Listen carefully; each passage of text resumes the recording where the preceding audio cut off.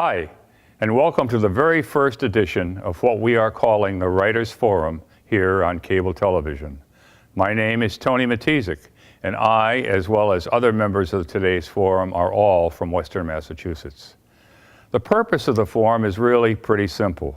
First, to discuss and to promote writing, and second, to read some of our writing examples, ranging from poetry to prose, and to offer the authors an opportunity to explain the thought process that went into their efforts.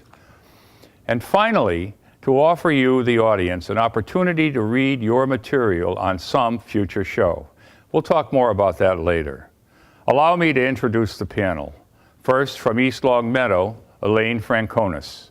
Briefly, Elaine is the moving force behind the Not Quite Over the Hill Gang, an East Longmeadow-based writing group to which we all belong. Elaine will share with you what went into her starting the group some 3 years ago and how you might start a group of your own. She is probably the only member of the group who prefers poetry to prose, and she will be sharing one of her poems with us. Next is Marcia Hill. Marcia's from Ludlow and is what I call a last-minute writer. That is, she puts pen to paper at the last possible moment before our meetings, sometimes in my car on the way to the meeting. And finally, Betty Mccann, who lives in Longmeadow. Betty is a former Springfield Republican columnist and really doesn't like it when folks in the group stray too far from talking about writing. I mentioned earlier that we are looking for audience participation for future shows. Here's your chance to read your material on air.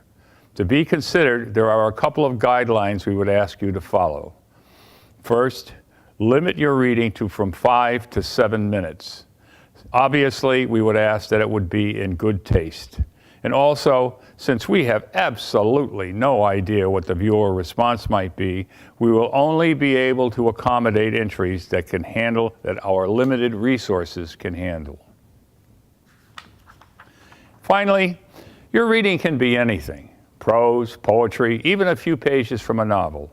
I would ask that you please submit your reading to me at my email address, mermat@comcast.net. Please use the same email address if you have any questions. And now to the readings. First, I live in Thorndike, and I've spent most of my adult life in writing and writing-related jobs, including reporting jobs in Springfield and in Boston, and later in a variety of writing jobs in industry, including script writing and speeches. My piece is entitled Hugs, and I wrote it because I think hugging is a fast disappearing show of affection, being replaced by fist bumps and fanny patting and other rituals of affection using various parts of the body. Hugs. In a simpler time, a hug could convey everything from commitment to a kiss-off. It may still, but in all too many cases these days, relationships rush from hello to your place or mine to what's for breakfast. In our family, we used to have something we called group hugs. We got into a circle, arms wrapped around whoever was next to us, and we said, "I love you." It was over in 10 seconds. Then the kids got older. Well, you can guess the rest. We still do hug, but as individuals. When we meet, my oldest son wraps his arms tightly around me. I always get the feeling that he is thanking me for helping to make him what he is today. My youngest son is the same, but he's a backslapper. You know what? So am I. And then there is my daughter. She is a hugger of the first order, and a hug from her conveys all the good we have known together. However, sometimes she has a unique approach to hugging. Her objective is to hug, but not to hug. When we meet, she approaches, arms extended, bending at the waist, stopping when they reach an angle of about 25 degrees. Our shoulders barely touch, and somewhere past my right ear, she floats an ear kiss. An air kiss, rather. She has it down to a science.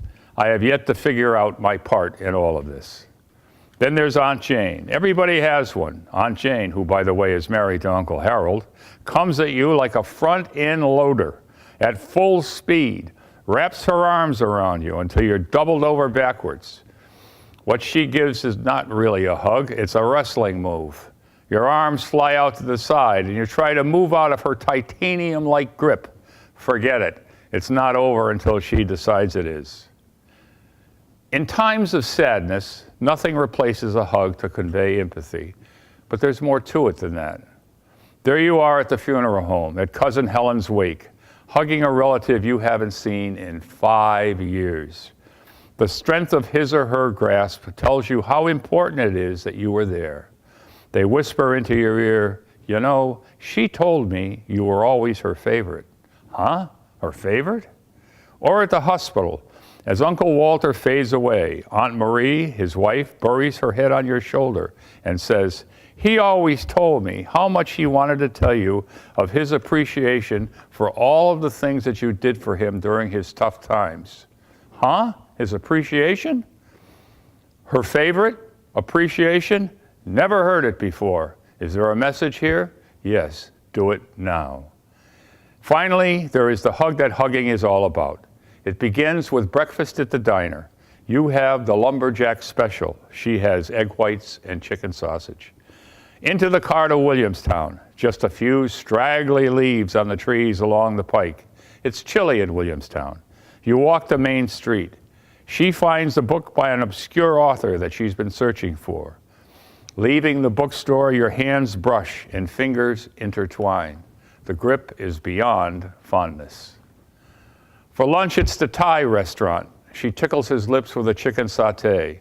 Then the Amherst Williams football game. The grandstand isn't crowded, but you still sit thigh to thigh. Williams wins. Go Eafs. Back into the car. Dinner on the way home at the Morgan House in Lee. A couple of sherries take the chill away from your bones.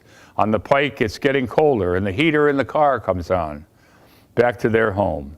When the door closes, the hug is obvious. It's a tribute to an exquisite day. It's a tribute to, in that hug, there is energy and warmth and caring and feeling and desire and want and need.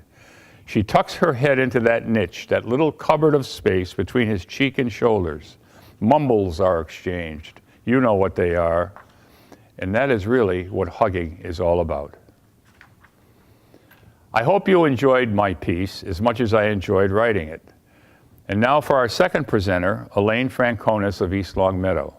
It is Elaine who founded our group and continues to hold it together. She schedules meetings, provides topics and prompts, and is always there for much needed encouragement.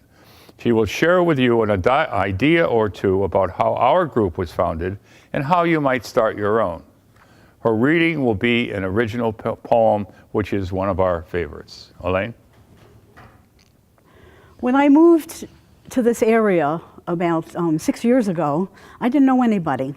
And I thought the best way to meet people would be to get involved with something that I care about. And what I care about is writing. So I looked for some writing groups. Amherst has them, Northampton has them, but they're all at night. I don't drive at night. I'm 76 years old, my eyes are going. So I looked for an afternoon group. Didn't exist. So I decided I'll just start my own. I contacted the library, talked to them about a time and a place and a way to do it, and they said okay, and we were off and running. And this was almost 3 years ago. And basically, we get together and talk about what we had written the week or the 2 weeks prior. We meet every other Wednesday, so we have 2 weeks in between our writing assignments. I give them a prompt. It could be a word, it could be an image, it could be just a phrase, a song, and give them the assignment to go home and write about it. They come back 2 weeks later, they read what they wrote, we talk about it, we laugh about it if it's funny, we comment about it if it's touching, and that's what our meetings are like. We are open to more members, although we have 9 now, and that's kind of a good solid group to stay with. Now, I write poetry, which is very different from what the other members of this group write. Wordsworth said, poetry is emotions recollected in tranquility. And that's my poem. It's an emotional response I had to a choral concert at a senior center, and I wrote about one of the performers. and I call it the Senior Center Singer. Hair white as winter, face aligned with 91 years. Seconds slow to match the uncertainty of her shuffle. Despite sturdy black cane and orthopedic shoes, she reaches for the microphone, ignoring the room's expectant silence. As the soft piano tones, the planes of her face renew with the sweet flush of memory. Her eyes take on the glow of daybreak, bright and vital. And then the clean soprano of her voice fills some place long forgotten, reclaiming the joys of Gershwin's summertime, recalling when living was easy and babies hushed to the touch of her melancholy lullaby. Now I'm going to introduce another one of our writers, Marcia Hill, who is probably the least experienced, but is more talented than she can ever imagine, and she writes from the heart, which is what I really appreciate. So, Marcia? My piece is called The Journey. After many years of being the primary caregiver for my totally disabled husband, he passed away. I naively thought I would begin to live again. Friends and family also shared this expectation. That was over a year ago. Yes, I did the obvious chores. Things were donated, the house was sold, and I bought a condo. It looked like I was moving on until one day I realized I had relocated but brought the same caregiver person with me. I had no idea who I was. So much time had passed. Pieces of myself had chipped away as I tried to survive caring for my husband 24/7. A trip to drop off a load of donated books at the library accidentally helped me get in touch with the possibility that I might find a place for myself to begin again. I signed up with a writer's circle, thinking there was a children's book in my head, and now might be a good time to bring Rodney Rabbit to life. Instead, little pieces of myself seemed to leak out when I began to write. Little pieces that I did not even know were hidden away from awareness. And that was the beginning of my understanding that each person's caregiving experience is different.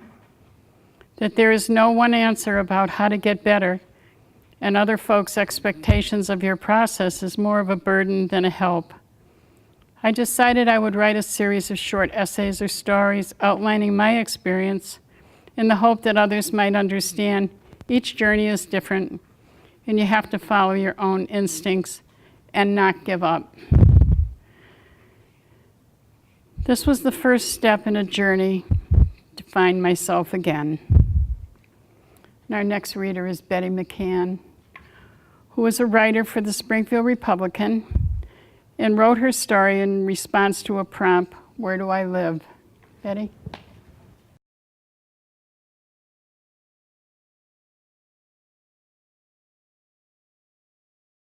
When our group was given the prompt, "This is where I live now," one person wrote about the different states in which she had lived.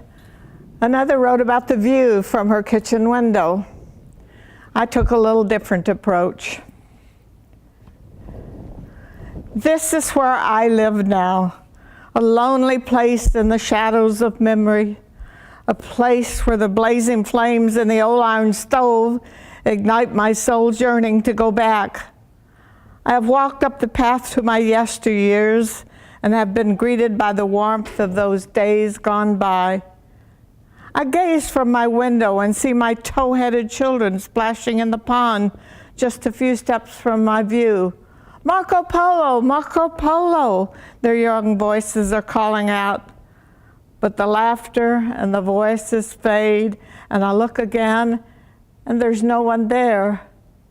It is winter. I walk outside. The only sign of life is the smoke drifting upward from the chimney like a gray scarf floating in the brisk winter's air. The squirrels scurry about, the chipmunks are hibernating, and the robins have flown south. I am alone.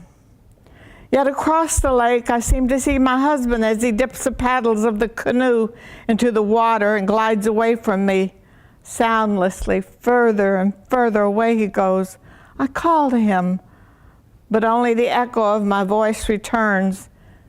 Then he too disappears. Barking? Do I hear barking? Is it my dog Midas, once old and lame, now young and vigorous, scampering about in the cold? Come, my furry friend, don't leave me alone. He runs toward the rhododendron bush, looks back at me, and I can no longer see him. I buried him there 20 years ago. The road into the lake is long and lonely in the winter. The wind in the trees creates a whispering refrain. A broken limb screeches like an out-of-tune violin as it rubs against a sturdy white birch tree. My father walks up the road with a golf hat perched on his head. I know it is my father just by the hat. He was of the generation who never left the house without a hat. He walks into the distance away from me and vanishes into the early darkness of a winter's evening. With the wind to keep me company, I return to sit by the Franklin stove. The flames have died down. Only the smoldering ashes remain. It has gone cold in this place where the shadow of memories reside. It is where I live now. My second reading is in a little lighter mood. I'm the oldest member of the group, and I think some of the people in my age group would appreciate this poem. A pill to make my heart go slower, a pill to make my pressure lower, an aspirin to make my blood run thinner, a pill to help me digest my dinner, tape, plastic, wire, and whatever, keep my body all together. Plastic glasses on my nose, tape around my aching toes, teeth attacked with some drilling, just to add a little filling. All that pain I will endure, for teeth don't wrinkle, that's for sure. Plastic aids stuck in my ear, just because I want to hear. Stitches here and stitches there, fix my problems everywhere. Thanks to all that tape and wire, otherwise I might expire. Feeling fine, I must say, held together for another day. Thank you.